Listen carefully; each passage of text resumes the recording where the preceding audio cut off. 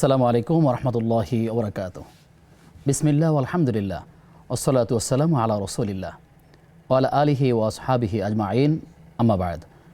প্রিয় দর্শক শ্রোতা, কাছে কিংবা দূরে এই মুহূর্তে যে যেখান থেকে আমাদের সাথে যুক্ত হয়েছেন, আপনাদের সবাইকে আন্তরিক প্রীতি এবং শুভেচ্ছা জানাচ্ছি। সেই সাথে আমন্ত্রণ জানাচ্ছি নেক্সাস টেলিভিশনের প্রতিদিনকার আয়োজন বেকম্যানস বিস্কিটস নিবেদিত ইসলামী জীবন বিধানের আজকের পর্বে। আপনাদের সঙ্গে আমি আব্দুল কাহার রয়েছি। আজ আমরা একটি গুরুত্বপূর্ণ বিষয় আলোচনা করতে চাই। আমরা জানি যে মানব জীবনের অন্যতম গুরুত্বপূর্ণ দিক হচ্ছে পবিত্র বিবাহ বন্ধন। এই বন্ধন না থাকলে সমাজে নানা রকম অশ্লীলতা, বেহায়াপনা ছড়িয়ে পড়ছে।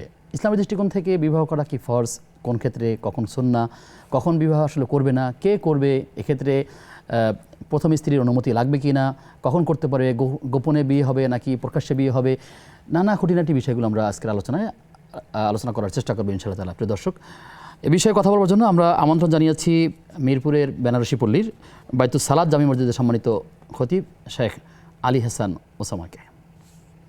আসসালামু আলাইকুম রহমতুল্লাহ। ওয়ালাইকুম আসসালাম রহমতুল্লাহ বারাকাতুহু। আহলান সাহলান, মারহাবা, কেমন আছেন? আলহামদুলিল্লাহ, আল্লাহ ভালো রেখেছেন। আপনারা কেমন আছেন? আলহামদুলিল্লাহ, আল্লাহ রাব্বুল আলামিন ভালো রেখেছেন। সপ্তাহ ঘুরে আপনার সাথে আবার দেখা হলো। গত সপ্তাহের মতো আজও দর্শকদেরকে গুরুত্বপূর্ণ মেসেজ আমরা জানাবো ইনশাআল্লাহ তাআলা। প্রিয় দর্শক, আপনি চাইলে আমাদের সাথে আয়োজনে যুক্ত হতে পারবেন দুইভাবে, টেলিভিশনের স্ক্রিনে দেখানো নম্বরে ফোন কলের মাধ্যমে, এছাড়া নেক্সাস টেলিভিশন ইসলামিক এই পেজের কমেন্টে যে কোনো প্রশ্ন সংক্ষেপে বাংলায় মূল কথা আমাদেরকে জানালে আমরা সেই সকল প্রশ্নের শারঈ সমাধান জানবার চেষ্টা করবো ইনশাআল্লাহ তাআলা। সেই সাথে আপনাদেরকে আহ্বান রাখছি, যারা আমাদেরকে প্রশ্ন করবেন অবশ্যই টেলিভিশনের ভলিউম কমিয়ে কিংবা টেলিভিশন সেট থেকে দূরে গিয়ে আপনারা আমাদেরকে মৌলিক প্রশ্নটি করবেন। যত সংক্ষেপে মূল কথা বলা যায় আমরা সেই বিষয়ে গুরুত্ব দেওয়ার চেষ্টা করবেন ইনশাআল্লাহ তাআলা। মতন আপনি শুনলেন যে আসলে বিবাহের পদ্ধতি এবং গুরুত্ব নিয়ে আমরা কথা বলতে চাই, এই কারণে যে আসলে আমরা অনেক সময় সামনে ঈদ রয়েছে, এই ঈদের আগে বা বিশেষ করে ঈদের পরে পরে অনেকগুলো বিয়ে অনুষ্ঠান হয়ে থাকে, যেমন ঈদুল ফিতরে কিংবা ঈদুল আজহাতে, এছাড়া বছরের অন্যান্য সময় তো হয়ই। তারপর এই বিবাহ কেন্দ্রিক আসলে অনেকগুলো বিষয় সামনে আসে, এই কারণে অনুমতি ছাড়া, অনুমতি নিয়ে কারো প্রথম বিবাহ, কারো দ্বিতীয় বিবাহ। তো আপনি শুরুতে আমাদেরকে বলবেন যে আসলে বিয়ের গুরুত্বটা কি? আলহামদুলিল্লাহ, ওয়াসসালাতু ওয়াসসালামু আলা রাসূলিল্লাহ, আম্মা বা'দ। ইসলাম বিয়েকে অত্যন্ত গুরুত্বপূর্ণ একটা বিধান হিসেবে দেখে। সুনানে বাইহাকির মধ্যে হাদিস আছে, আল্লাহ রাসূল সাল্লাল্লাহু আলাইহি ওয়াসাল্লাম বিয়েকে ঈমানের বা দ্বীনের অর্ধেক বলে উল্লেখ করেছেন, এবং হাদিসের শেষাংশ হলো যে বিয়ে করলো সে তার ঈমানের অর্ধেক পূরণ করলো, ফালিয়াত্তাকিল্লাহা ফিন নিসফিল বাকি, বাকি অর্ধেকের ব্যাপারে সে যাতে আল্লাহকে ভয় করে। এমনকি আল্লাহ রাসূল স্পষ্ট নির্দেশ দিয়েছেন, ইয়া মাশারাশ শাবাব, হে যুব সম্প্রদায়, মান ইসতাতা মিনকুমুল বাআতা ফালিয়াতাজাওয়াজ, তোমাদের মধ্যে যাদের আর্থিক সামর্থ্য আছে সে যাতে বিয়ে করে নেয়। ফাইন্নাহু আগাদ্দু লিল বাসার ওয়া আহসানু লিল ফারজ, এর মাধ্যমে তার দৃষ্টি নত রাখা এবং লজ্জাস্থান হেফাজত করা উভয়টাই সহজ হবে। ওমান লাম ইয়াস্তাতি, যদি সক্ষম না হয়, ফাআলাইহি বিসসাওম, সে যাতে রোজাকে আঁকড়ে ধরে, ফাইন্নাহু লাহু উইজাউন, এটা তার জন্য রক্ষা কবচ হবে। আমরা এগুলো থেকে বুঝতে পারি যে বিয়ের সবচাইতে বড় গুরুত্ব এ কারণে যাতে করে মানুষ নিজের চরিত্রকে হেফাজত করতে পারে। কারণ দুটো জিনিস হেফাজত না করলে জান্নাতের আশা করা যায় না। আল্লাহ রাসূল সাল্লাল্লাহু আলাইহি ওয়াসাল্লাম বলেন, যে ব্যক্তি তার দুই চোয়ালের মধ্যকার অঙ্গ অর্থাৎ জিহ্বা এবং দুই পায়ের মধ্যকার অঙ্গ অর্থাৎ লজ্জাস্থানকে হেফাজতের ব্যাপারে জামিনদার হবে, আদমান লাহুল জান্নাহ, আমি তার জন্য জান্নাতের জামিনদার হয়ে যাব। সুবহানাল্লাহ, কত বড় সৌভাগ্যের কথা। তো বিয়েটা অতি প্রয়োজনীয় এ কারণে, এজন্য আল্লাহ তাআলা কোরআনে সূরা নূরে আদেশ করেছেন, আনকিহুল আয়ামা মিনকুম ওয়াস-সালিহিনা মিন ইবাদিকুম ওয়া ইমাইকুম, যে সমস্ত নারীদের স্বামী নেই এবং যাদের এখনো বিবাহ হয়নি তাদেরকে আল্লাহ বলে দিচ্ছেন বিয়ের ব্যবস্থা করে দাও। এমনকি তারা যদি দরিদ্রও হয়, আল্লাহ বলে দিলেন, ইউগনিহিমুল্লাহু মিন ফাদলি, হে বিয়ের বরকতে আল্লাহ নিজ অনুগ্রহে তাদেরকে সচ্ছল বানিয়ে দেবেন ইনশাআল্লাহ। তবে বিয়ের ক্ষেত্রে ইসলাম কিছু শর্ত যোগ করে দিয়েছে। বিয়ের বিষয়টা এমন কিছু শর্তের সঙ্গে আবদ্ধ যেগুলো লঙ্ঘন করলে সমাজে বহু রকম ফিতনা ফাসাদ ছড়িয়ে যাবেই যাবে। যেমন এক নম্বরে ইসলাম বলে দিয়েছে যে বিয়ের ক্ষেত্রে একটা জরুরি বিষয় হলো বিয়েটা গোপনে হবে না, বরং প্রকাশ্যে হবে। এমনকি জিনার বিয়ের মধ্যে মৌলিক একটা পার্থক্য এখানে, জিনাটা হয় গোপনে এক ধরনের অপরাধ বোধ নিয়ে, আর বিয়েটা হবে প্রকাশ্যে। এমনকি আমরা জানি দুইজন অন্তত সাক্ষী যদি উপস্থিত না থাকে তাহলে বিয়ের মৌলিক শর্ত লঙ্ঘন হওয়ার কারণে সেই বিয়ে হয়েছে এটাই বলার কোনো সুযোগ নেই। যে দুজন একটা শুধু ছেলে আর মেয়ে একত্রিত হয়ে নিজেদের মতো করে বলবে আমরা বিয়ে করে নিলাম, ইসলামের কোনো অনুমতিই নেই।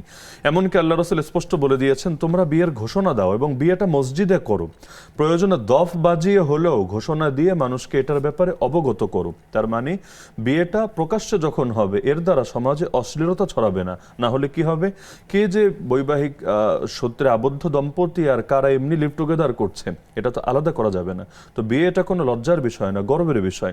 এজন্য ইসলাম বলেছে অলিমা করবা, আউলিম ওয়ালাউ বিশাহাতিন। নবীজি বলেছেন একটা ছাগল দিয়ে হলেও তুমি অলিমা করবা, গর্বের সাথে তুমি এটা প্রচার করবা। বাংলাদেশে আমরা এখন দেখি গোপনে বিয়ের এক মহামারী ছড়িয়ে গিয়েছে, এমনকি বিয়েটা কেমন যেন কচুপাতার পানির মতো হয়েছে। একটা যৌবনের আবেগে তারা নিজেদের মতো লুকিয়ে বিয়ে করে ফেলছে, আবার নিজেরা ছাড়াছাড়ি করে ফেলছে। অথচ পারিবারিক বন্ধন ছাড়া পরিবারে এমন যে কোনো কিছু সিচুয়েশন আসে যেটা নিজেরা সমাধান করা যায় না, মুরব্বীদের হস্তক্ষেপ লাগে।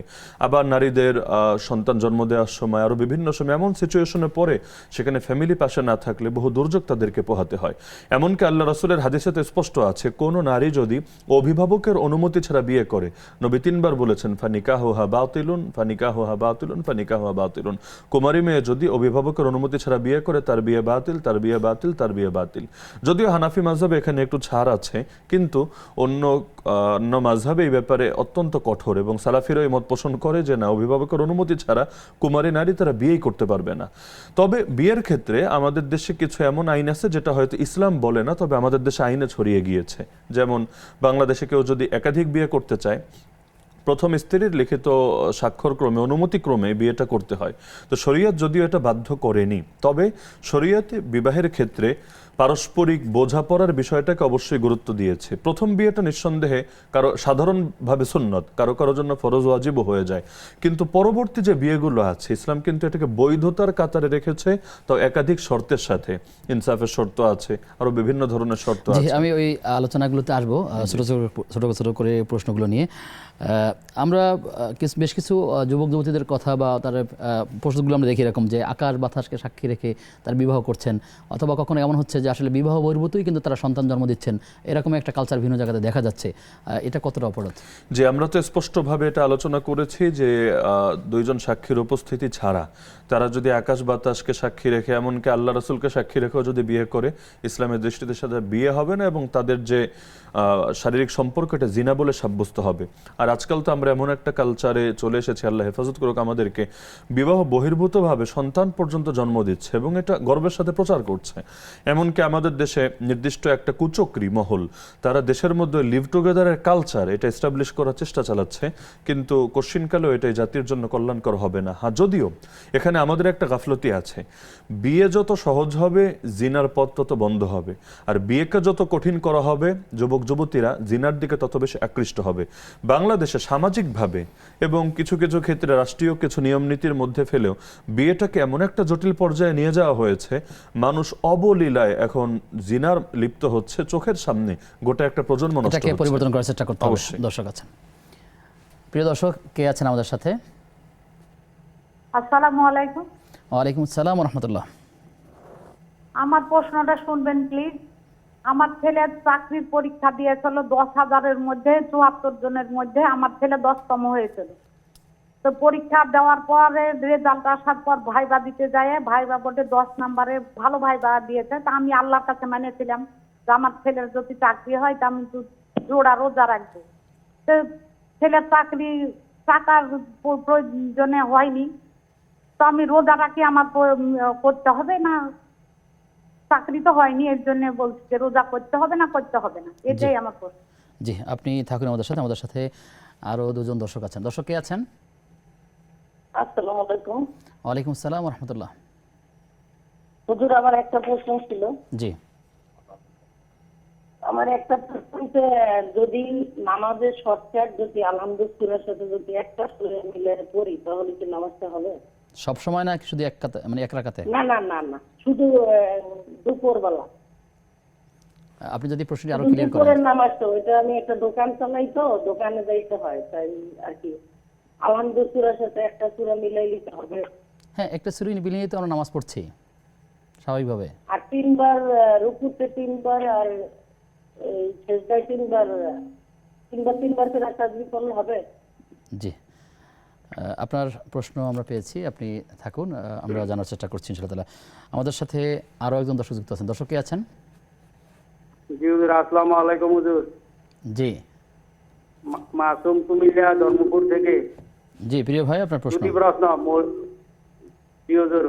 মসজিদে জামায়াত শুরু হয়ে গেলে ইমাম মুসল্লি এবং ইমাম যদি সজ্জা থাকলে বা রুকু অবস্থায় থাকলে কখন নিয়ত বাঁধবো মসজিদে যখন জামাত শুরু হয়ে যায়? আর দ্বিতীয় প্রশ্নটি পবিত্র কোরআন থেকে সূরা হুদ আয়াত 82 অধ্যায় 11 সূরা হুদ আয়াত 82 আল্লাহ তাআলা দুই জনপদকে উল্টিয়ে দিয়েছিলেন কওমে লূত, ক্রমাগত তারা পাকা মাটির পাথর নিক্ষেপ করেছিলেন। আমার প্রশ্ন, আল্লাহ তাআলা দুই জনপদকে উল্টিয়ে দিয়েছিলেন কওমে লূত মানে কি? এই আয়াতে কোরআন কি বলতেছে? কোরআন সূরা হুদ আয়াত 82। আসসালামু আলাইকুম। ওয়ালাইকুম আসসালাম রহমতুল্লাহ। আমাদের সাথে ইতিমধ্যে আরও একজন দর্শক যুক্ত আছেন। দর্শক কে আছেন? হ্যালো, আসসালামু আলাইকুম। ওয়ালাইকুম আসসালাম রহমতুল্লাহ। হুজুর, আমার 3টা প্রশ্ন করার। জি প্রথম প্রশ্ন, হুজুর, জি আপনার প্রশ্নটি সংক্ষেপে বলুন। জি আমি যখন গরু খাওয়া তুমি শুকনা লেসটা লাগতাম, সমস্যা হবে কিনা? শেখ, আপনি প্রশ্ন কি আর বুঝতে পেরেছেন? মহিলাদের বোন, আপনি আমাদেরকে অবশ্যই শুনতে পাচ্ছেন। আপনার প্রথম প্রশ্নটি যদি আরেকটু ক্লিয়ার করে বলেন। আপনি আমি শুনতে 5 পাচ্ছেন? ওয়াক্ত নামাজ পড়ি, গরু খাওয়াতে যখন যাই শুকনা লেসটা অনেক সময় ওই অন্য করে কাপ করে না।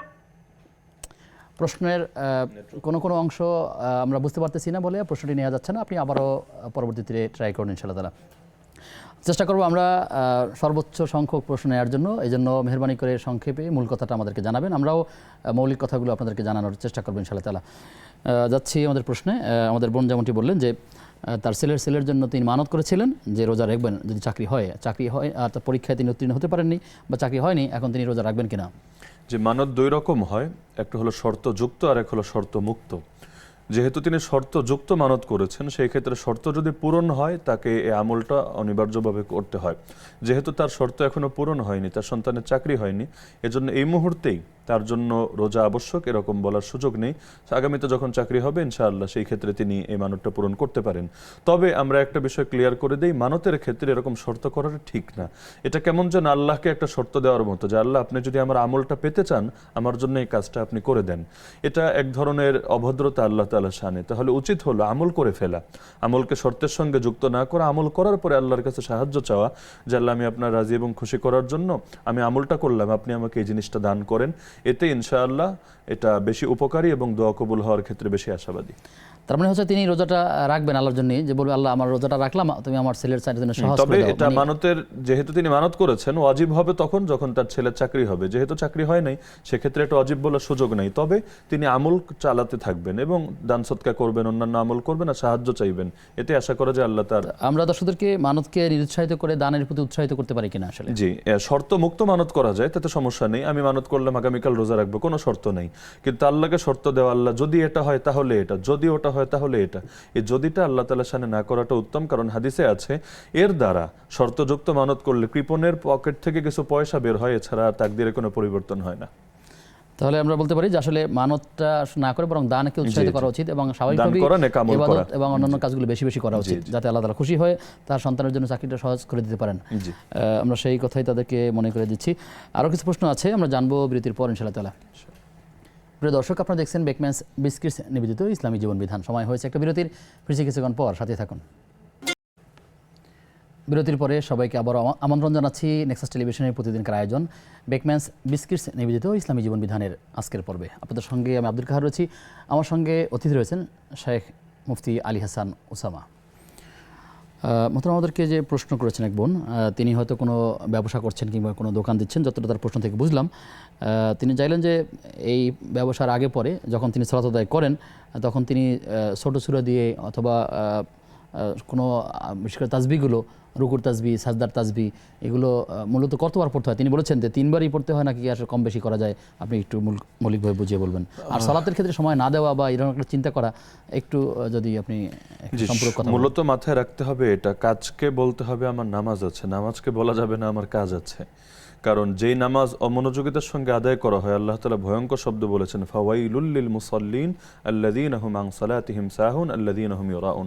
ধ্বংস হোক ওই সমস্ত নামাজি যারা নিজেদের নামাজ থেকে উদাসীন থাকে এবং যারা লোক দেখানোর জন্য নামাজ আদায় করে। তার মানে নামাজ না পড়লেও শাস্তি, আবার নামাজ পড়লেও শাস্তি। হ্যাঁ, নামাজ পড়লেও শাস্তি যদি সেটা উদাসীনতার সঙ্গে হয়। হাদিসে আছে এমন নামাজকে পুরনো তেনার মতো পেঁচিয়ে সালাম ফেরানোর শেষে ফেরেশতারা ছুঁড়ে মারে তার চেহারার উপর এবং ধিক্কার দিয়ে বলে, তোমার এরকম কোয়ালিটিহীন নামাজের আল্লাহর কোনো দরকার নেই।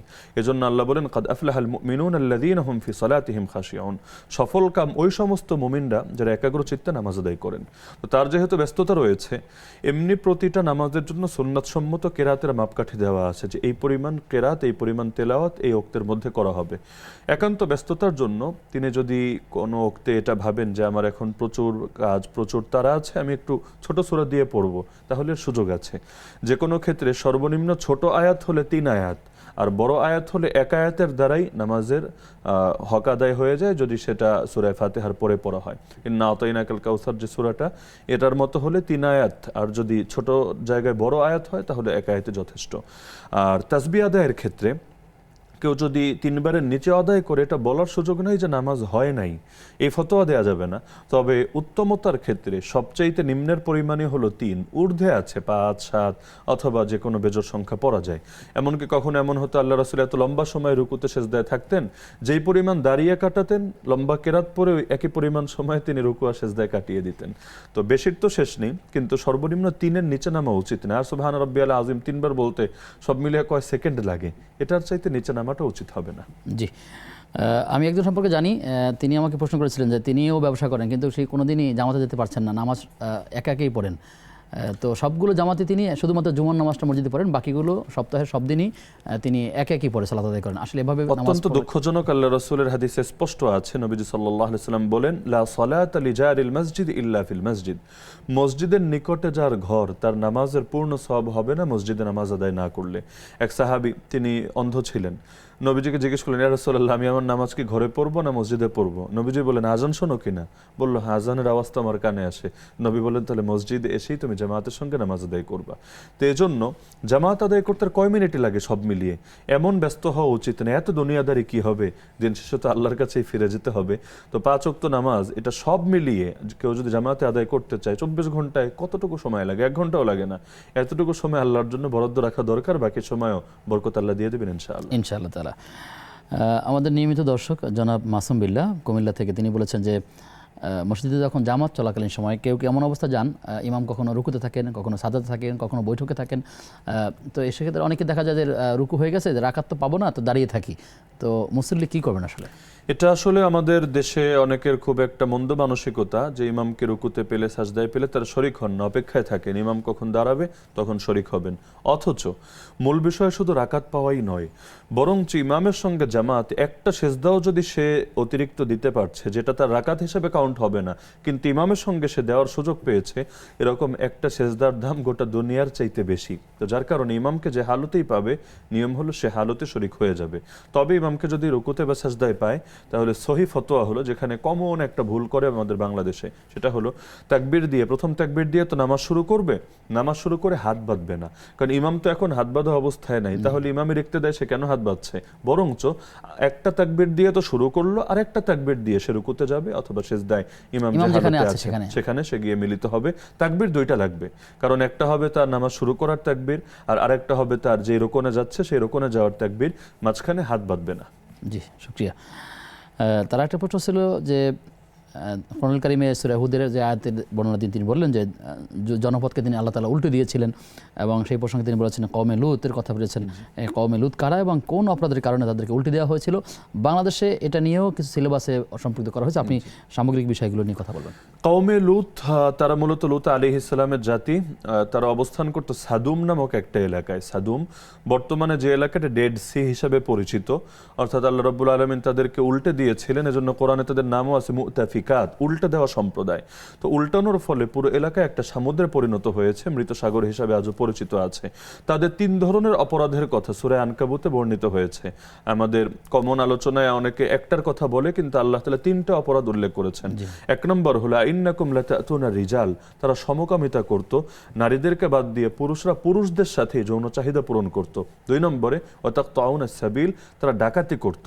এই ডাকাতিটাও এতটা নিকৃষ্ট ছিল, শুধু মাল লুট করত তা না, বরঞ্চ কোনো কাফেলা গেলে সেখানেও পুরুষ যারা থাকতো, একদম আবাল থেকে শুরু করে বৃদ্ধ যাই হোক না কেন, সবাইকে তারা সেখানে বলাৎকার করত, আবার তাদের সম্পদও লুট করে নিয়ে নিত।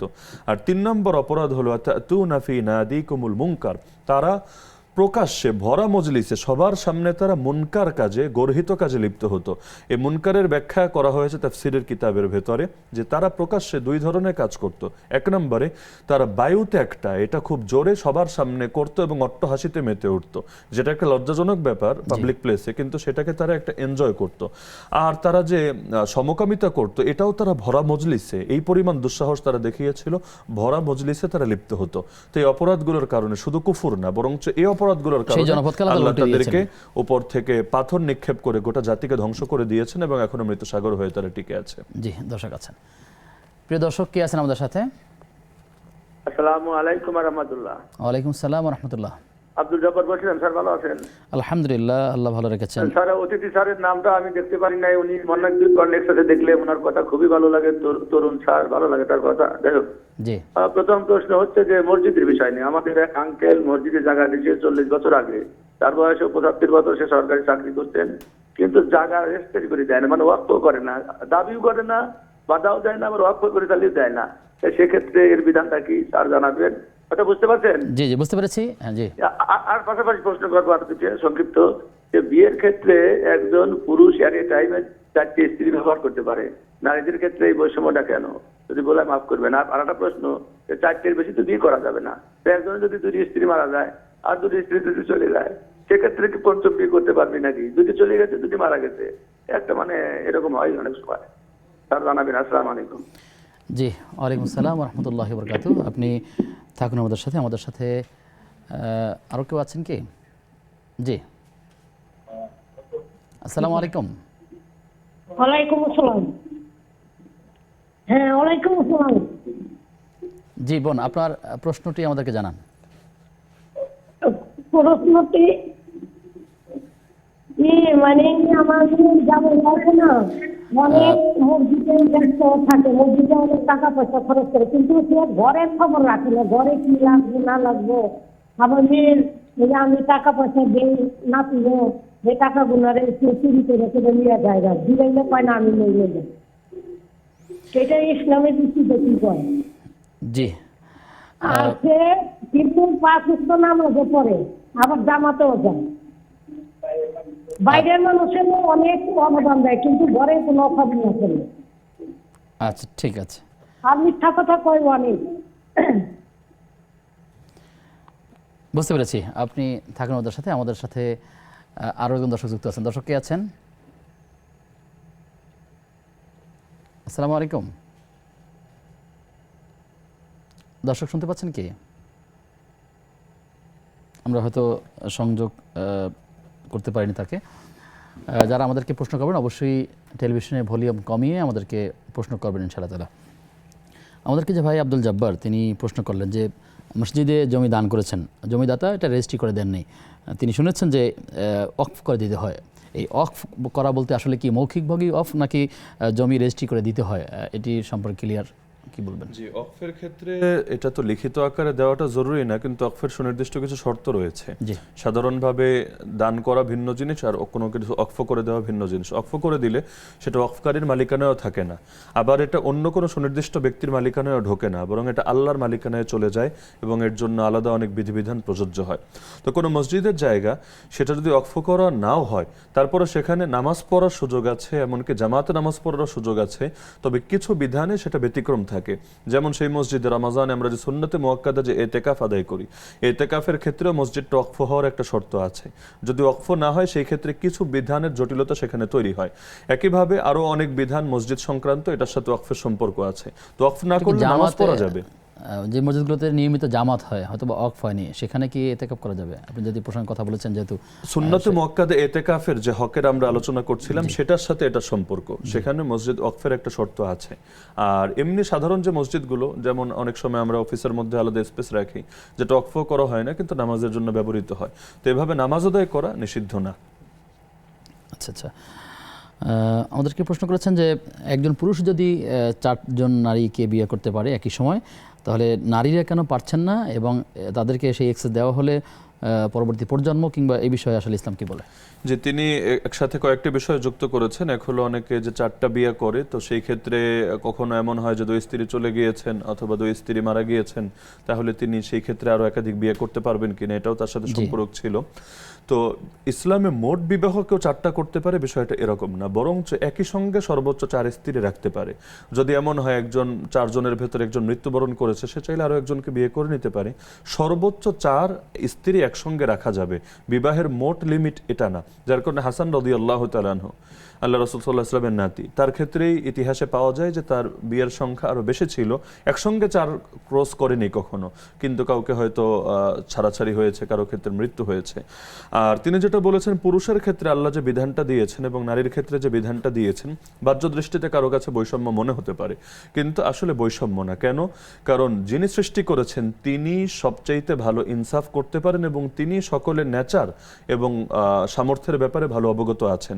পুরুষের ভেতরে আল্লাহ যে চাহিদা সৃষ্টি করেছেন এটার দাবি সর্বোচ্চ 4 হতে পারে, 4-এর বেশি লাগবে না।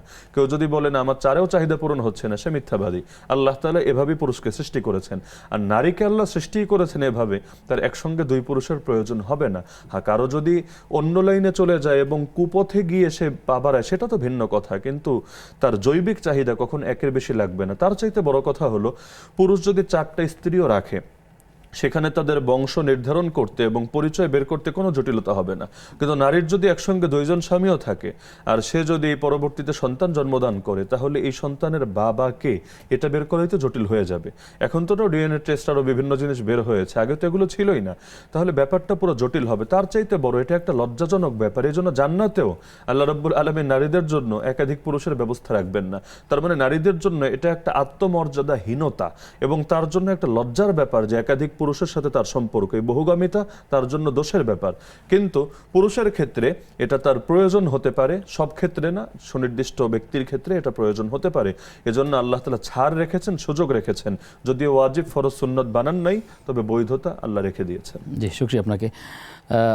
তো একই সময় 4 জন স্ত্রী রাখা যাবে, এর বেশি যাবে না, কিন্তু অনেকের অভ্যাসে পরিণত এরকম হয় যে 2 বছর একজনের সাথে ঘর সংসার করলো, আবার একটু মনে ভালো লাগলো না, একটু স্বাভাবিকভাবে ছেড়ে দিল। এভাবে করতে করতে 2, 4, 10 পর্যন্ত সে গড়াচ্ছে। নিয়মিত একটা সাইকেলিং একটা ব্যাপারটা মনে হচ্ছে, মানে মানসিক কোনো একটা যন্ত্রণা থেকে এমন হচ্ছে কিনা? তাদের মানসিক সমস্যা, যার চিকিৎসা করা জরুরি। এই বহুগামী মানসিকতা যদি কারো ভেতর থেকে না যায়, সে 100টা বিয়ে করার পরও তার এই চাহিদা মিটবে না, বরং তার কাছে মনে হবে আরো নতুন কিছু। আর নতুনত্বের লোভ এমন একটা জিনিস যেটা মানুষের ভেতরে কখনো এটা ফুরাবে না, বরং তো সবসময় মনে হবে আরো নতুন পেলে বেটার হবে। এমনকি এক ইমাম তো বলে গিয়েছেন যে কোনো পুরুষ যদি এমন হয় পৃথিবীর সব নারীকে ভোগ করেছে, একজন বাকি, তখনও তার ভেতরে এই রুচিটা বা এই চিন্তাটা কাজ করবে যে সে মনে হয় আর একটু বেটার হবে। তো যার কারণে আল্লাহ মাফ করুক, এখন তো বাংলাদেশে দেখা যাচ্ছে এটাকে একটা কেউ কেউ একটা ব্যবসার মতো বানিয়ে ফেলেছেন। 9 বিয়ে করে গর্বের সাথে প্রচার করছেন, এমনকি তিনি আলাদা কলোনি বানাচ্ছেন যে এখানে আপনারা যারা এরকম পুরুষ একাধিক বিয়ে করতে চান বা নারীদেরকে ভোগ করতে চান, এখানে আসেন। বাড়িতে না জানলেও সমস্যা নাই, এটা ঘোষণা না দিলেও সমস্যা নাই, এখানে এসে কলোনিতে আপনারা অবস্থান করেন। তারা সাপোর্ট দিচ্ছে এবং তারা একটা বিপ্লব ঘটাচ্ছে। আলেমদেরকে ধরে নিয়ে যাদের প্রয়োজন নেই তাদেরকেও বিভিন্নভাবে কনভিন্স করে লুকায়িতভাবে গোপন তরিকায় একাধিক বিয়ের ব্যবস্থা করছে। এটা যদি এখনই শক্ত হাতে দমন করা না যায়, তাহলে ইসলামে শর্ত সাপেক্ষে যে বহু বিবাহের বিধান দেওয়া হয়েছে, এটা জাতির সামনে একটা অপমানজনক ব্যাপারে বা একটা নিকৃষ্ট ব্যাপারে পরিণত হবে। এটার দায় তাদের থাকবে। জি, শুকরিয়া। আপনার কাছে আবার আসবো বিরতির পর ইনশাআল্লাহ তাআলা। প্রিয় দর্শক, আপনারা দেখছেন বেকম্যানস বিস্কিটস নিবেদিত ইসলামী জীবন বিধান। সময় হয়েছে আবার একটা বিরতির, ফিরছি কিছুক্ষণ পর, সাথে থাকুন। বিরতির পরে সবাইকে আবারও আমন্ত্রণ জানাচ্ছি নেক্সাস টেলিভিশনের প্রতিদিনকার আয়োজন বেকম্যানস বিস্কিটস নিবেদিত ইসলামী জীবন বিধানের আজকের পর্বে। আপনাদের সঙ্গে আব্দুল কাহার রয়েছি, আমার সঙ্গে অতিথি রয়েছেন শেখ মুফতি আলী হাসান উসামা। মোহতারাম, আমাদেরকে এক বোন খুব কষ্ট করে বা আক্ষেপ করে তিনি প্রশ্ন করেছেন তিনি তার ঘরের কর্তা ব্যক্তি যিনি আছেন স্বামী কিংবা অন্য সম্পর্কে বলেছেন যে তিনি বাইরের মানুষের সাথে খুব সুন্দর আচরণ করেন, বাইরের মানুষের সাথে খোঁজখবর রাখেন, টাকা পয়সা দেন, লেনদেন করেন, দান করেন, সাদাকা করেন, অনেক কাজই করেন, কিন্তু সেই তুলনায় তিনি ঘরের খবর কম রাখছেন। অর্থাৎ তার স্ত্রীর সাথে বোঝাপড়া বা সন্তানরা থাকলে সেখানে টাকা পয়সা দেয়া কম দেয়া। তিনি আরও উল্লেখ করেছেন যে তিনি কিন্তু নিয়মিত জামাতে যান এবং তারপরে আরও অনেক জায়গায় অনুদানও করেন। এই দুইটি শব্দ উল্লেখ করেছেন। যারা এরকম কাজ করছেন তাদের ব্যাপারে কি বলবেন? যেটা তো আসলে অত্যন্ত দুঃখজনক একটা ব্যাপার। মানুষের ব্যক্তির হকের পরেই আসে পরিবারের হকের কথা। আল্লাহ রাসূল স্পষ্ট বলেছেন, ইন্নালি আহলিকা আলাইকা হাক্কা, তোমার উপরে তোমার পরিবারের হক রয়েছে।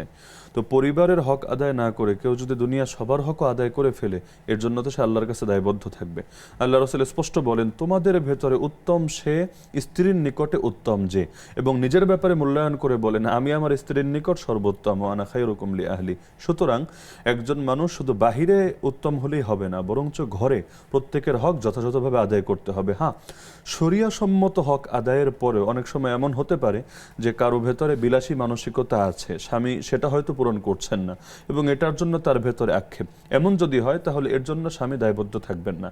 কিন্তু শরিয়া সম্মত হক যতটুকু শরিয়াত অবধারিত করে দিয়েছে সেটা যদি তিনি আদায় ত্রুটি করেন, এরপর তিনি জামাতে যান, এরপর তিনি দান সদকা করেন, এরপর তিনি যা কিছুই করেন না কেন, এই ত্রুটির জন্য আল্লাহর কাছে ফেঁসে যাবেন এবং এক্ষেত্রে তিনি এখনো হেদায়েতের উপর আসতে পারেন নাই বলেই বিবেচিত হবে। তাহলে যাদের এই ফ্যামিলিতে ছোট সন্তান আছে তাদেরকে দিন শিক্ষা দেওয়া, দিনের তালিম দেওয়া, কিংবা তার স্ত্রী কিংবা যারা আছেন পরিবারে তাদেরকে তো আগে তালিম দেওয়া দরকার। অবশ্যই। একজন ব্যক্তি দিনের দাওয়াতটা কোন জায়গা থেকে শুরু করবেন? সেটা কি যেমন আমার বাড়ি যদি পটুয়াখালী হয়, আমার স্ত্রী ঘরে থাকে বা সন্তান ঘরে থাকে, আমি কি দাওয়াত এখানে শুরু করবো নাকি আমি এখান থেকে পাবনা গিয়ে কাজ শুরু করব? আল্লাহ নির্দেশ দিয়েছেন, কু আনফুসাকুম ওয়া আহলিকুম নারা, নিজেদেরকে এবং নিজের ফ্যামিলি মেম্বারদেরকে জাহান্নামের আগুন থেকে রক্ষা করো। তাহলে এখানে ফ্যামিলি মেম্বারের প্রায়োরিটি তো সবার চাইতে বেশি, না হলে গোটা দুনিয়া সবাই হেদায়েতের উপর চলে আসলো আর আমার সন্তান, নিজের সন্তান সে দিন শেষে জাহান্নামী হলো। এর চাইতে ভয়ঙ্কর কথা তো আসলে দ্বিতীয় কিছু হতে পারে না। তো তাদেরকে দিন শিক্ষা দেওয়া, তাদেরকে পর্যাপ্ত পরিমাণ অর্থ দেওয়া। এমনকি হিন্দা রাদিয়াল্লাহু আনহা, যিনি পরে মুসলমান হয়েছিলেন, আল্লাহ রাসূলের কাছে তার স্বামীর ব্যাপারে অভিযোগ জানালেন যে আমার স্বামী আবু সুফিয়ান, সে মুসলমান তো হয়েছে কিন্তু সে কৃপণ, আমাদের টাকা পয়সা ঠিকভাবে দেয় না, হক আদায় করে না। ইয়া রাসূলুল্লাহ, আমি কি লুকিয়ে লুকিয়ে তার পকেট থেকে সামান্য নিতে পারবো? নবীজি বললেন, খুদি মা ইয়াকফিকি ওয়া ওয়ালাদাকি বিল মারুফ, তোমার এবং তোমার সন্তানদের জন্য যেটা শরীয়ত সম্মত প্রয়োজন সেক্ষেত্রে তুমি ন্যায়সঙ্গতভাবে নিতে পারো। এটা তার অজান্তেও যদি তুমি নাও, এর জন্য তোমার পাপ হবে না। জি। আবার অনেক দিনদার মানুষ আমরা কাছ থেকে এমনভাবে দেখেছি যারা বাইরের মানুষের সাথে খুব সুন্দর আচরণ করে থাকেন, কিন্তু পরিবারের স্ত্রী কিংবা সদস্যদের সাথে খুব নিম্নমানের আচরণ করে থাকেন। তার সব টাকা পয়সা দিচ্ছেন কিন্তু আচরণের দিক থেকে তিনি রূঢ় ব্যবহার করেন পরিবারের সদস্যদের সাথে।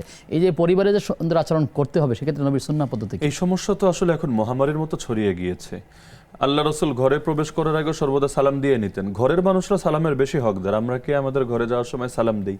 আমরা দুনিয়ার সবার সাথে নম্র ব্যবহার করি, অথচ ফাবিমা রাহমাতিম মিনাল্লাহি লিনতা লাহুম, আল্লাহ নবীকে বলছেন আল্লাহর রহমতে আপনি সাহাবীদের জন্য নরম হয়েছেন। তাহলে মুমিনদের সাথে এবং সর্বাগ্রে ফ্যামিলির সাথে নরম আচরণ করতে পারে, এটা তো আল্লাহর বিশেষ একটা রহমত যেটা সবার নসিবে জোটে না। এমনকি আমাদের মা বাবার সাথে আমাদের কথাবার্তা অনেক সময় ভালো থাকে না, এমন নিকৃষ্ট ভাষা ব্যবহার করে। বিশেষ করে এখন যেটা হয়, সারাদিন কর্মস্থলে থেকে মেজাজ হট হয়ে থাকে, ফ্যামিলিতে আসার পরে মানে যেখানে প্রয়োজন নাই তারপর অযথা গালাগালি করে, বিভিন্ন দোষ ধরতে থাকে। এ কারণেই কিন্তু পরকীয়া বাড়ছে বাংলাদেশে। এটাও একটা অন্যতম কারণ। স্বামীর থেকে মূল্যায়ন পাচ্ছে না, কিন্তু অন্য পুরুষ তাকে মূল্যায়ন করছে। দিন শেষে দেখা যাচ্ছে সংসারে সুখ নাই, শান্তি নাই, বনিবনা হচ্ছে না। এর দায় নারীদের না, এর দায় কোনো কোনো ক্ষেত্রে পুরুষেরও বটে। জি, শুকরিয়া।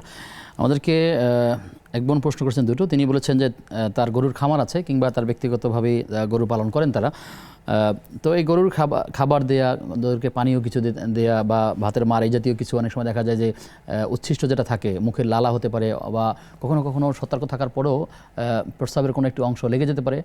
এই যে কাপড়ে লাগে, এটা নিয়ে তিনি আবার সালাত আদায় করতে পারেন কিনা বা এক্ষেত্রে কী কী সতর্কতা অবলম্বন করবেন? পশু যারা পালন করেন তাদের ক্ষেত্রে এটা অত্যন্ত জরুরি ব্যাপার। নামাজের ক্ষেত্রে তারা হয়তো কাপড় পরিবর্তন করে নেবেন অথবা এটা নিশ্চিত হবেন যে আসলে তার এই কাপড়ে নাপাকি লাগে নাই। আল্লাহ রাসূল দুটো কবরের পাশ দিয়ে গেলেন, যাওয়ার পরে তিনি বললেন এই দুই কবরে আযাব হচ্ছে, তবে খুব বড় পাপের কারণে আযাব হচ্ছে না, অর্থাৎ এমন কোনো পাপ না যেটাকে সকলে খুব ভয়ঙ্কর নজরে দেখে, বরং মানুষ খুব তুচ্ছ নজরে দেখে। কোন দুইটা পাপ? নবীজি একটার ব্যাপারে বললেন যে এই কবরে যে আছে সে পেশাবের ব্যাপারে সতর্ক অবলম্বন করতো না। হাদিসের ব্যাখ্যায় পাওয়া যায় যে এখানে নিজের পেশাব না, বরঞ্চ যে পশুপালন করত সেটার ব্যাপারে সতর্কতা অবলম্বন করতো না, নাপাকি লেগে থাকতো, এই অবস্থায় সে সালাত আদায় করতো। আর আরেকটা কবরের ব্যাপারে বললেন যে সে চগলখুরি করে বেড়াতো। এই দুই কারণে আল্লাহ দুই কবরের ভেতরে আযাব দিচ্ছেন। তো যার কারণে যারা পশুপালন করেন তাদের জন্য জরুরি হলো, যদি সন্দেহ লাগে যে কোনোভাবে নাপাকি লেগে গেল কিনা, তাহলে কাপড়টা পরিবর্তন করে, আর নাপাকি ছাড়া যদি খাবারের অংশ পড়ে যায় লাগে, যেটা যেমন নাপাক মুখে না লালা, গরুর যেটা মুখে লালা নাপাক না যদি লাগে, সেটা যদি লেগে যায় তাহলে নামাজ হবে না, এরকম না। যদিও পরিচ্ছন্নতার দাবি হলো, আল্লাহ বলেন খুযু যিনাতাকুম ইনদা কুল্লি মসজিদ, নামাজের সময় তোমরা সৌন্দর্যের উপকরণ গ্রহণ করো। এজন্য সর্বোত্তম হলো এমন পোশাকে নামাজ পড়া যে পোশাক পরে আমি রাজার সামনেও যেতে পারি, ভালো কোনো ব্যক্তির সামনেও যেতে পারি, কারণ আমি আল্লাহর সামনে দাঁড়াচ্ছি। একান্ত যদি সম্ভব না হয়, এখানে পরিচ্ছন্নতার ঘাটতি আছে, কিন্তু এ কারণে নামাজ আদায়ে ত্রুটি হবে না। আল্লাহ তাআলা আমাদেরকে বোঝার তৌফিক দান করুন। প্রিয় দর্শক, কে আছেন আমাদের সাথে, পরিচয় দিয়ে প্রশ্ন করুন। জি হ্যালো, আসসালামু আলাইকুম। ওয়ালাইকুম আসসালাম ওয়া রাহমাতুল্লাহ। আসসালামু আলাইকুম। আমার প্রশ্ন হলো, হাজিরা মদিনা শরীফ যে 40 ওয়াক্ত নামাজ আদায় করে, এটা কি কোরআন হাদিসের কোথাও আছে বা শরীয়ত অনুযায়ী কিনা? জি। আর 2 নম্বর প্রশ্ন, আপনার সামনে যে হজ কোরবানির ঈদ আসতেছে, এই 10 দিনের রোজা রাখলার ফজিলতটা সম্বন্ধে একটু জানতে চাইছি। আচ্ছা, ঠিক আছে প্রিয় ভাই, আপনি থাকুন আমাদের সাথে, আমরা জানার চেষ্টা করছি। আমাদের সাথে ইতোমধ্যে আরও একজন দর্শক যুক্ত আছেন। দর্শক কে আছেন? দর্শক শুনতে পাচ্ছেন কি? আসসালামু আলাইকুম। ওয়ালাইকুম আসসালাম ওয়া রাহমাতুল্লাহ। আসসালামু আলাইকুম। জি দর্শক, আমরা সালাম পেয়েছি। আপনি প্রশ্ন করতাম। জি জি, আপনার জানার বিষয়টি কি? আমার স্ত্রী মাঝে মাঝে সন্দেহ করে অযথা, আমি তার মধ্যে কোনো কিন্তু এগুলোর মধ্যে নাই, যে কোনো জিনিস নিয়ে সন্দেহ করে কিন্তু অযথা আমি কিন্তু এর মধ্যে নাই। সে বারবার এই প্রশ্ন করে, সে সন্দেহ করেই যাচ্ছে, বলে যাচ্ছে, অথচ চলে বাড়িতে শ্বশুর বাড়ি সে চলে যায়, বাপের বাড়ি চলে যায়, কিন্তু সেভাবে যদি সংসার না করে তাহলে আমি কি গুনাহগারী হব নাকি? আচ্ছা, ঠিক আছে, আপনার প্রশ্নটি থাকুন। সুযোগ থাকলে আমাদের এই ভিডিওর যে উত্তরগুলো আসবে তার উত্তরগুলো আপনার ওয়াইফকে পাঠানোর ব্যবস্থা করবেন। আশা করছি শায়েখ সেভাবেই উত্তরটা দিবেন। আমাদের সাথে আরও একজন দর্শক যুক্ত আছেন। দর্শক কে আছেন? আসসালামু আলাইকুম। ওয়ালাইকুম আসসালাম ওয়া রাহমাতুল্লাহ। হুজুর, আমি ঢাকা থেকে বলছিলাম। জি। আমি আপনাদের নিয়মিত দর্শক একজন। আমি অনেকদিন পর্যন্ত আপনাদের কাছে করি, কিন্তু কল মানে হয় না, মানে রিং হয়, ধরে না। জি, আল্লাহ তাআলা যাই হোক, জি প্রশ্নটি বলুন। আমার তো প্রশ্ন ছিল হুজুর, আমি একটু সমস্যা করছি আমার শরীরে হুজুর, ওই সাদা সাদা শরীরে মানে চামড়া সাদা হয়ে যেতেছে। এখন মানে একজনে বলছে যে কি রোগের কথা জানি, চিকিৎসা নাই তেমন একটা। আমি ভয় পাইতেছে হুজুর, আমি কি আমল করবো একটা, এই জন্য। আর দ্বিতীয়টা হলো, আযর নামাজ পড়তে বলছে, আমি কখন করবো, কোন সূরা টুরা দিয়ে পড়বো তো জানি না হুজুর। আমাকে দয়া করে জানাতেন। আর আমি প্রতিদিন কি হাজত নামাজ করতে পারবো, কোন সময়, এটা আমাকে জানাবেন। আর আমার এই রোগটা হয়েছে হুজুর, ওই যে কি বলে সাদা হয়ে যায় মানুষ, সেই রোগটা হুজুর। আপনি দয়া করে আমার জানাবেন, আমি খুব টেনশনে আছি হুজুর। আপনি সালাতের হালাতের কথা বলেছেন, তাই তো? ঠিক আছে, জি। আপনারা যারা আমাদেরকে প্রশ্ন করেছেন, আপনারা আমাদের সাথে থাকুন, আমরা ফিরছি বিরতির পর ইনশাআল্লাহ তাআলা। প্রিয় দর্শক, আপনারা দেখছেন বেকম্যানস বিস্কিটস নিবেদিত ইসলামী জীবন বিধান। সময় হয়েছে সর্বশেষ বিরতির, ফিরছি কিছুক্ষণ পর, সাথে থাকুন। বিরতির পরে সবাইকে আবারও আমন্ত্রণ জানাচ্ছি নেক্সাস টেলিভিশনের প্রতিদিনকার আয়োজন বেকম্যানস বিস্কিটস নিবেদিত ইসলামী জীবন বিধানের আজকের পর্বে। আপনাদের সঙ্গে আমি আব্দুল কাহার রয়েছি। আমার সঙ্গে অতিথি রয়েছেন শায়েখ মুফতি আলী হাসান ওসামা। আমাদেরকে প্রশ্ন করেছেন আমাদের এক দর্শক, তিনি জানতে চাইলেন যে যারা হজে যান, কখনো কখনো যারা উমরাও যান, তারা অনেকেই 8 দিন মদিনায় থাকেন, সেখানে 40 ওয়াক্ত সালাত আদায় করেন। তিনি জানতে চাইছেন যে আসলে এই যে 40 ওয়াক্ত সালাত আদায় মক্কা এবং মদিনাতে আলাদা আলাদা করার চেষ্টা করেন, এটার আসলে মূলত কী ফজিলত রয়েছে? আলাদা করে মদিনায় 40 দিন 40 ওয়াক্ত নামাজ আদায়ের সুনির্দিষ্ট কোনো ফজিলত কোরআন হাদিসে বর্ণিত নেই। এটা আমাদের দেশে একটা মানুষের ভেতর ধারণা ছড়িয়ে গিয়েছে। এমনি মক্কা এবং মদিনা উভয় জায়গায় মসজিদে হারাম আর মসজিদে নববীতে নামাজ পড়ার স্বতন্ত্র ফজিলত আছে, কিন্তু এভাবে সংখ্যার সঙ্গে এটাকে সীমাবদ্ধ করা সংক্রান্ত কোনো দলিল নেই। এটা বাঙালির একটা নিজস্ব আবেগ বলতে পারি আমরা। জি শুকরিয়া। প্রশ্ন করেছেন যে জিলহজ মাসে যে রোজাগুলো আছে 1 থেকে নিয়ে 9 তারিখ পর্যন্ত, এই রোজা সম্পর্কে যদি ফজিলতটা কি? জিলহজের 9 দিন অর্থাৎ 1 থেকে নিয়ে 10 পর্যন্ত 10টা দিনই এতটা গুরুত্বপূর্ণ, আল্লাহ তাআলা কসম খেয়েছেন কোরআন ওয়াল ফাজরি ওয়া লায়ালিন আশর, ফজরের কসম এবং 10 রাতের কসম। অধিকাংশ মুফাসসিরের মতে এর দ্বারা জিলহজের প্রথম 10 উদ্দেশ্য, যদিও রাত বলা হয়েছে, রাত প্লাস দিন উভয়টাই উদ্দেশ্য। এর ভেতরে যে দিনটা আরাফার দিন, এই দিনটা রোজা তো এত দামি, আল্লাহ রাসূল বলেন এই আরাফার রোজার মাধ্যমে আগের 1 বছরের এবং পরের 1 বছরের 2 বছরের গুনাহ আল্লাহ মাফ করে দিবেন। ইয়াউমি আরাফা আহতাসিবু আলাল্লাহ আন ইউকাফিরা আস-সানাতাল্লাতী ক্বাবলা ওয়াস-সানাতাল্লাতী বাদা। আর বাকি যে দিনগুলো আছে ওই দিন বাদেও বাকি যে 8 দিন, এর প্রতিটা দিনের রোজাই এত দামি, ওই এক একটা দিন এক একটা বছরের সমান দামি। তো যার কারণে এই 10 দিন যত নেক আমল করবে এই সবগুলো আমলে দামি হবে। আর আরাফার দিনটা এর মধ্যে সবচাইতে বেশি দামি। হাদিসে আছে আল্লাহ এই দিন বছরে সবচাইতে বেশি, এই দিন আল্লাহ বান্দাদেরকে মাফ করেন, আর এই দিনের যে দোয়া করা হয় সেই দোয়াটা সর্বোত্তম দোয়া বলে বিবেচিত হয়। জি শুকরিয়া। আমাদেরকে প্রশ্ন করেছেন আমাদের এক ভাই, তিনি বলেছেন যে তার স্ত্রী তাকে প্রায় সময়ই সন্দেহ করে থাকেন নানাভাবে। সন্দেহের ধরন তিনি বলেননি, সন্দেহ করে থাকেন এবং এক পর্যায়ে তিনি তার বাবার বাড়ি চলে যান। এখন তার প্রশ্ন হচ্ছে এভাবে প্রায়ই তিনি কাজগুলো করেন, এখন এক্ষেত্রে তিনি কি করতে পারেন ইসলামে এই সকল ক্ষেত্রে? আর এই যে সন্দেহ করা অনর্থক ভাবে বা হয়তো কোনো প্রমাণ ছাড়াই সন্দেহ করা, এটা কেমন ধরনের কাজ, কেমন গুনাহ হবে? কোরআনে আল্লাহ তাআলা সূরা হুজরাতের মধ্যে মুমিনদেরকে একটা বিশেষ নির্দেশ দিয়েছেন। আল্লাহ বলেন ইয়া আইয়ুহাল্লাযীনা আমানু, হে ঈমানদারেরা, ইজতানিবু কাসীরাম মিনাজ যান, তোমরা অধিকাংশ ধারণা পরিহার করো। ইন্না বা'দাজ যান্নি ইসম, কিছু কিছু ধারণা হলো পাপ। যেই ধারণা এবং অনুমানের পেছনে কোনো সুনির্দিষ্ট দলিল বা তথ্য উপাত্ত থাকে না, সেই ধারণাকে ইসলাম নিষিদ্ধ করে দিয়েছে। তো যার কারণে সন্দেহের বশেই কাউকে অভিযুক্ত করা, এটা ইসলামের দৃষ্টিতে কখনোই সমর্থনযোগ্য না। তো তাদের সংসারে কি হচ্ছে এটা তো তারাই ভালো জানবেন, যেহেতু ডিটেল আমাদেরকে বলেননি।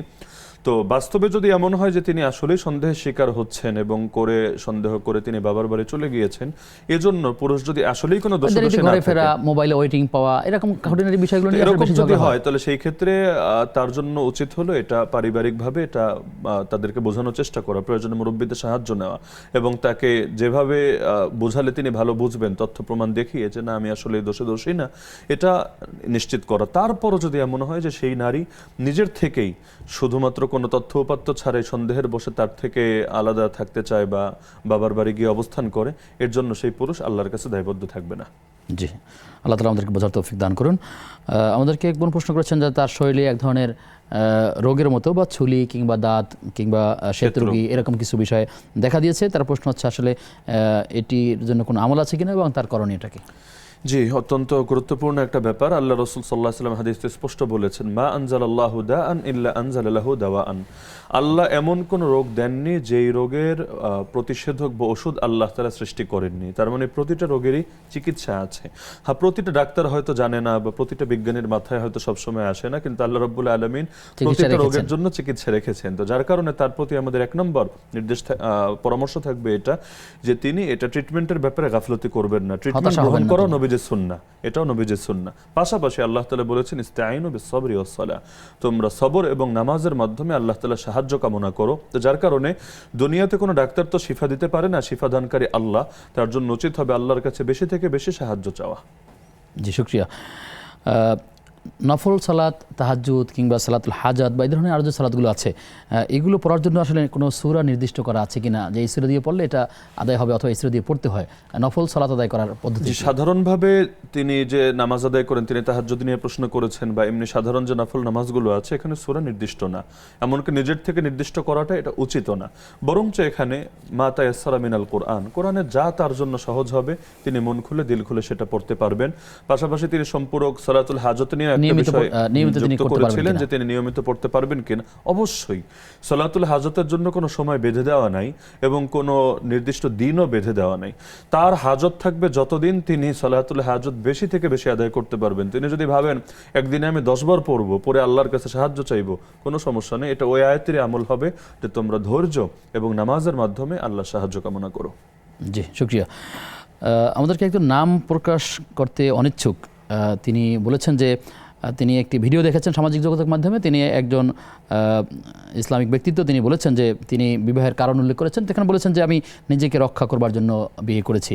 আর প্রশ্ন হচ্ছে আসলে কোন কোন প্রেক্ষাপটে একজন ব্যক্তি একাধিক বিবাহ করতে পারে, সেই এক্সেসগুলো কী কী? যে একাধিক বিয়ের ক্ষেত্রে মূল কারণটা তো হলো জরুরত। স্বাভাবিকভাবে একাধিক বিয়ে করাটা শরীয়তে ফরজ না, ওয়াজিব না, এমনকি সুন্নত না। দারুল উলুম দেওবন্দের ফতোয়া আছে, দারুল উলুম করাচির ফতোয়া আছে, একাধিক বিয়েটা এটা স্বাভাবিকভাবে সুন্নত না বরং বৈধ, তাও নির্দিষ্ট শর্ত সাপেক্ষে। এই শর্তগুলোর মধ্যে সবচাইতে প্রধান শর্ত হলো ইনসাফ। এখানে একটা ব্যাপার ক্লিয়ার থাকা দরকার, বিবাহের ক্ষেত্রে স্বামী এবং স্ত্রীর সম্পর্কটা শুধু মাসালার উপর নির্ভর করে চলে না, বরং পারস্পরিক বোঝাপড়া আর মহাব্বতের ভিত্তিতে চলে। স্বামী যদি এমন হয় অসুস্থ হয়ে বিছানায় মাছের পর মাস পড়ে আছে, স্ত্রী তো চাইলে চিন্তা করতে পারে যে আমি চলে যাই, আমি আরেকজনের সাথে গিয়ে সুস্থ মানুষ সংসার করি।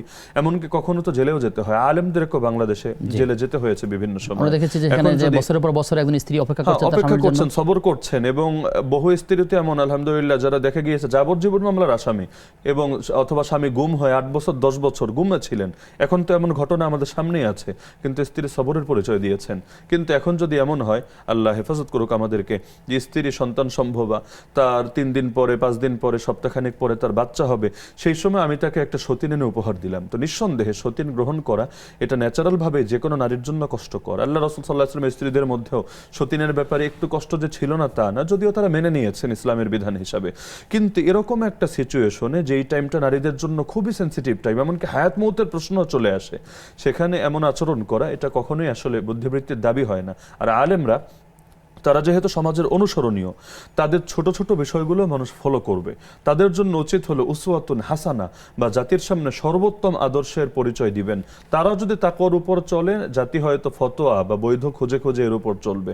আর তারাই যদি এমন কোনো বিষয়ের উপর চলেন যেটা আসলে শরীয়তের দৃষ্টিতে বা ইনসাফের দৃষ্টিতে আপত্তিকর, তাহলে জাতি তো এর দ্বারা খুব খারাপ মেসেজ পাবে এবং তারা হয়তো অন্য লাইনে চলে যাবে। তো এজন্য সবরের পরিচয় সব ক্ষেত্রে দেওয়া দরকার।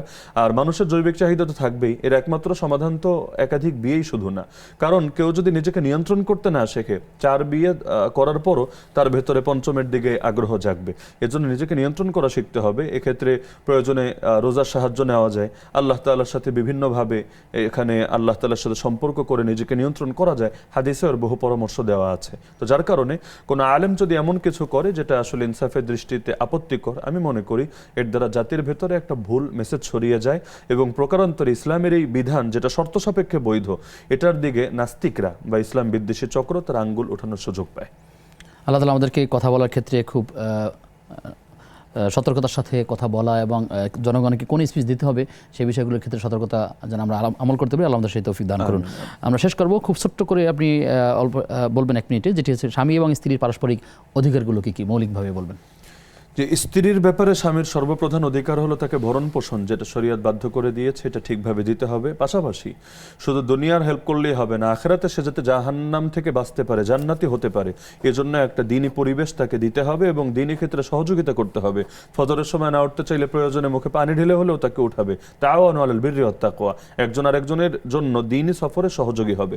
আর নারীদের জন্য উচিত হলো, আল্লাহ রাসূল সাল্লাল্লাহু আলাইহি ওয়াসাল্লাম বিভিন্ন অধিকারের কথা বলে দিয়েছেন। সংক্ষেপে যদি আমরা বলি, 1 নম্বরে পুরুষের অবর্তমানেও তার সম্পদ থেকে শুরু করে তার যত হক আছে সেগুলোর হেফাজত করবে।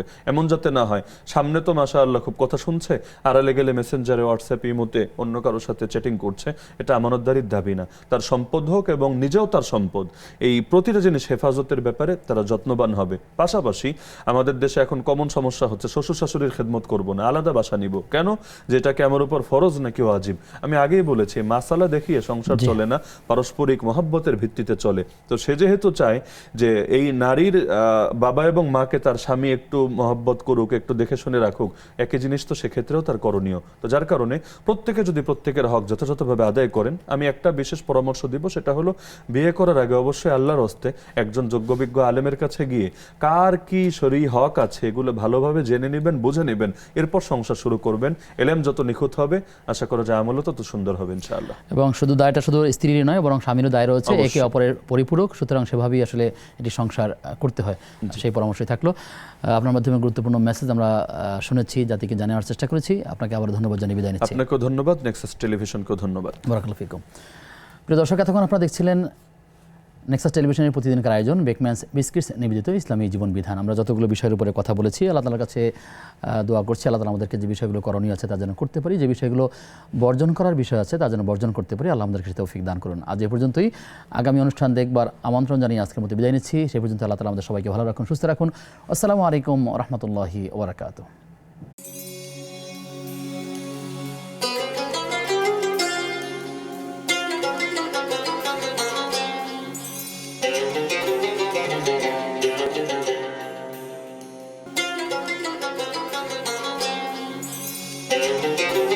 Thank you.